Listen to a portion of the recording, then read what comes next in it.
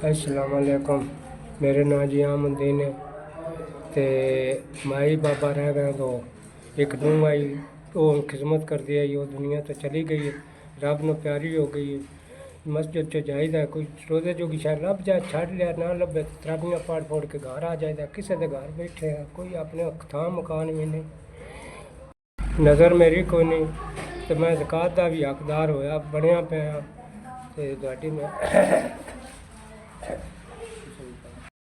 अस्सलाम वालेकुम। असीं माई बाप कल्ले रह गए हाँ। हत्थां मेरियां ते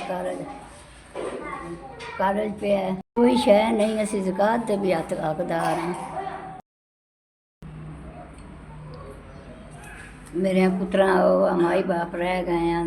5000 रुपया तुसें ज़कात भेजी है, अल्लाह जिंदगी होवे रब हाया देवे। मेरे पुत्रा हुण मैनू खारज पिया है, गल है भी माई बाप रह गए हैं। अगे कर लैंदी अस तेरा मेरा, हुण नहीं हुंदा। अल्लाह पाक सुख देवे। बड़ा काम किया मेरे ते, मैं रह गया नक्खी तो ना मेरा कोई सबाब नहीं पिया बनता। हम सीती जाना, कोई नमाज रोज़ा करना पिया, दुआ मंगसा तुहाडे वास्ते। अल्लाह पाक जिंदगी करे, रब